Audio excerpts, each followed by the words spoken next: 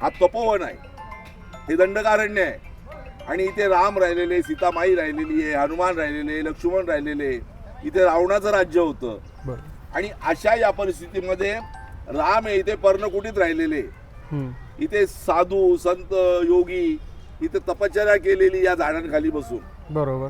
आणि त्यांनी देवाला देवत्व प्राप्त झालेले. ही झाडं जी आहे, ही झाडं ही ऋषितुल्यच आहे. तर नमस्कार मित्रांनो. तर आपण आज आहोत तपोवन नाशिक या भागामध्ये.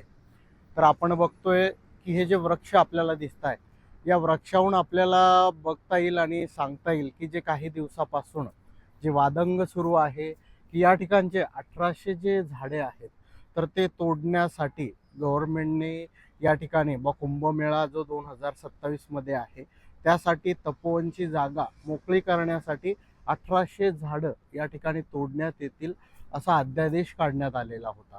परंतु सर्व नाशिककरांची त्याबरोबर सोशल मीडियावरती जवळजवळ संपूर्ण महाराष्ट्रभरातूनच या ठिकाणी हे झाडं तोडण्यासाठी विरोधाची लाट जी आहे ती या ठिकाणी दिसून येते मित्रांनो.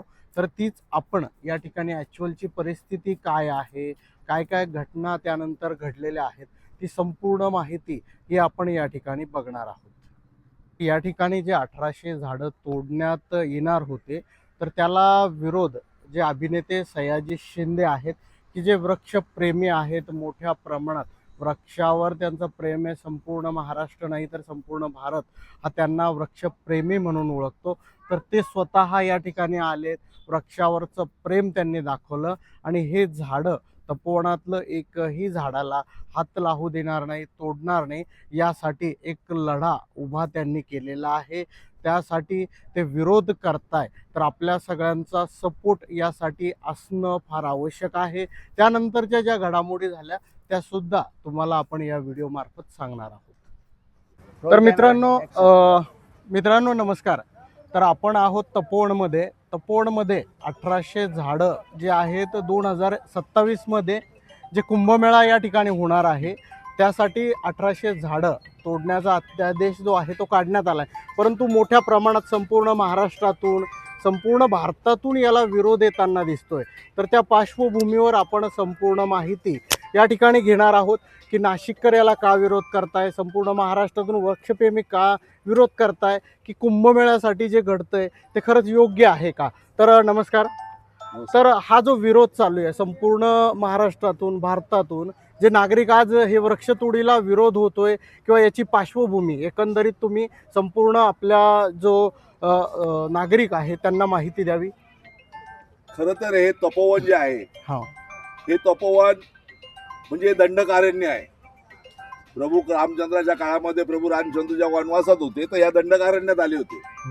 आणि हे काही नुसते 54 एकरचं नाही, हा संपूर्ण भूभाग पंचवटीचा हा तपोवन आहे, हे दंडकारण्य आहे.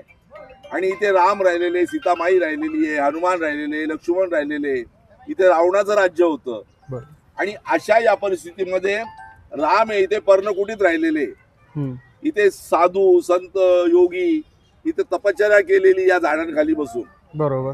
आणि त्यांनी देवाला देवत्व प्राप्त झालेले. ही झाडं जी आहे, ही झाडं ही ऋषितुल्यच आहे का ज्यांनी रामाला सावली दिलेली आहे, साधू संतांना सावली दिलेली आहे, त्यांना ऑक्सिजन दिलेला आहे. आणि म्हणून ही जी भूमी आहे ही खूप पवित्र भूमी आहे. बरोबर. का जिथे रामाची पावलं चालली, सीतेची पावलं चालली, साधू संतांची पावलं चालली. आणि मग अशा या परिस्थितीमध्ये आज जे सर्व सरकारचं धोरण आहे ते धोरण अतिशय घातक आहे. का हा उरला सुरला जो 54 एकरचा भाग आहे हा सुद्धा बिल्डरांच्या घशात टाकायचा आणि हा भूखंड विकायचा, तो विकलेला आहे. आणि आमची मागणी आहे की कुंभमेळा जो होतो आहे तर कुंभमेळा हा अरुणा वरुणा आणि गोदावरी यांच्या संगमावर कुंभ होतो. बरोबर. आणि मग ही कश्यपी नदी आहे, कश्यपीच्या. आता विषय असा आहे की यांनी हे भूखंड विकले आणि हे सर्व झाडांची कत्तल केली जाणार होती. आणि इथे ते banquet hall, restaurant, meeting hall, बरोबर, आणि साधू कॅम्पच्या नावाखाली त्यांना एसी घरं, म्हणजे एक सिमेंटाचं जंगल सिमेंटाचं जंगल उभं करायचं आणि या माझ्या तपोवनाचं वाळवंट करायला ते निघाले होते. बरोबर आणि त्याचा नाशिककर म्हणून शेवटी हा नुसता नाही, आमच्या आस्थेचा पण भाग आहे. बरोबर. हे एक जे झाड आहे, हे एक झाड 1000 लोकांना ऑक्सिजन देतं. हो तुम्ही हे करून आमची सर्व पर्यावरणाचा रिमोट करणार आहात, बरोबर. नष्ट करणार आहात. तुम्ही निघून झालो, माझ्या नाशिककरांचा ऑक्सिजन जीव जो कासावीस होणार आहे. आम्हाला जो श्वास मिळणार होता, ती जी आमची हेळसांड होणार आहे बरोबर. आणि आमच्या नंतरच्या पिढीची जी होणार आहे, तिला जबाबदार कोण? हे आज जर आम्ही नाही वाचवलं तर आम्ही तरफडून मरू, पुढची पिढी.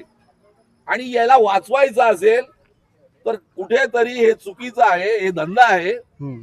हा मलिदासाठी चाललेला ही कुत्ता रोड आहे, हे आम्ही होऊ देणार नाही. नाशिकच्या या तपोवनाचं वाळवंट होऊन देणार नाही. महाकुंभासाठी जी वृक्षांची तोड केल्या जाणार आहे त्याला सर्व वृक्षप्रेमी तसेच नागरिकांचा खूप मोठ्या प्रमाणात विरोध आहे. तरीही या ठिकाणी ते झाडं तोडल्या जातील असा अट्टहास या ठिकाणी शासन करतंय. तर नागरिकांना तुम्हाला याविषयी काय वाटतं कमेंट नक्की करा. तुमचा किती विरोध आहे, कारण रामानेच या ठिकाणी वनवास केलेला आहे आणि ती झाडं तोडल्या जात आहेत. तुम्हाला काय वाटतंय ते नक्की कमेंट करा.